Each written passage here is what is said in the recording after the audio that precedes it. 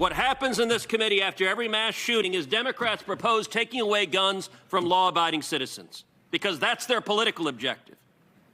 But what they propose, not only does it not reduce crime, it makes it worse.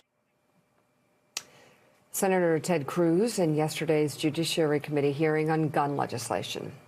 Joining us now, Senator Chris Murphy of Connecticut. And Senator Murphy, thank you very much for being on this morning. It's unbelievable that the soundbite we played before the last break was you back in 2015. Your thoughts this morning as we engage in this debate yet again? Well, listen, first of all, this is heartbreaking. Obviously, I'm thinking about the families in Colorado, but I'm also thinking about my families in Connecticut. Every time one of these mass shootings happen, it re-traumatizes every family that's gone through it before. So these are tough days for everybody who's been a victim of gun violence. And then, you know, I have just come to the conclusion that Congress has become complicit in these crimes.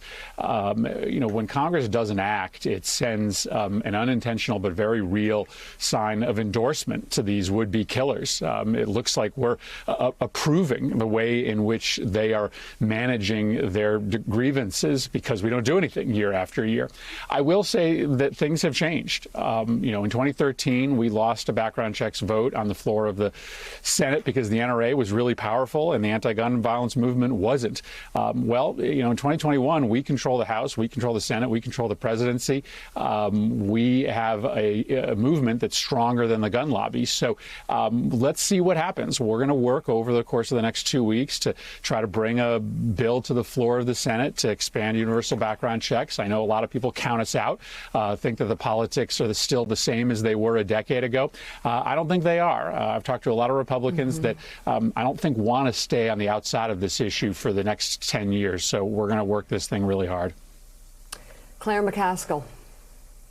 Good morning, Chris. Thank you so much for your dedication. Thanks for your dedication to this issue. Let's talk about the control of the United States Senate and what that means for issues like gun safety. You know, you now can force votes. We've gone many moons since the Democrats could force votes. Do you believe there is a plan in the works to force repetitive votes on very popular things like gun safety legislation? Or is this going to be one of those, we don't have 60, let's move on to the next thing? I really think it is a huge mistake to not emphasize this. I get it, you got to take 2 weeks to try to round up the votes and find the compromises that could get you to 60. But how are the senators willing to change the playbook and vote a lot instead of never voting at all?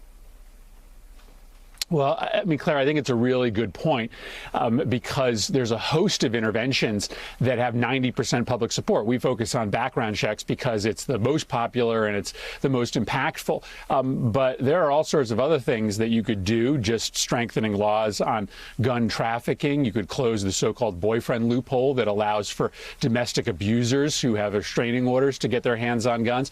You know, there's a number of measures that you could bring up on the floor where 90% of Americans are supportive of it, but the gun lobby stands on the other side and make it really uncomfortable for Republicans.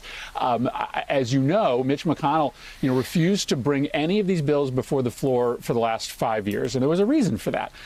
He knew that the gun industry and their lobbying arm was fading in strength, and the anti-gun violence movement was increasing in strength, and he didn't want to put his members in the position of having to choose between the two. In 2019, after El Paso and Dayton, I got a bunch of phone calls from some folks on the Republican side of the aisle who said, yeah, I voted against it in 2013, but man, if you could bring a new background checks bill before the Senate that looks a little different than Manchin-Toomey, I think I might be able to find my way to yes.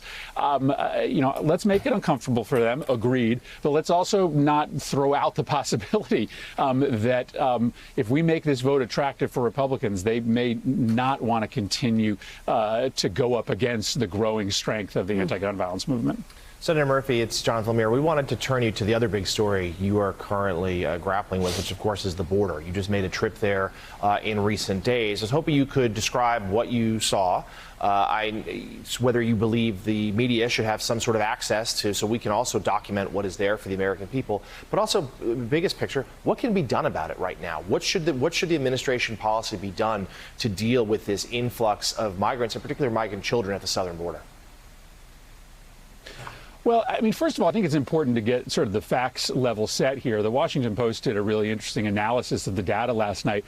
The conclusion they came to was that, none of this was driven by Joe Biden's policies, that this was in part a pretty predictable seasonal increase in migrants at the border, but it is also the result of a whole bunch of people who couldn't come in 2020 now sort of making a push to the border during the time of the year in which you traditionally have a lot of people showing up. So I think that we're making some real important improvements on the border. We're very quickly standing up new facilities to make sure that we have less kids per square foot in these detention facilities. But what I saw at the border was really clearly a result of a crisis in Central America and Mexico. Hey, thanks so much for watching our YouTube channel. You can follow up on today's top stories and breaking news, or catch up on your favorite MSNBC shows all in one place. Download the NBC News app today.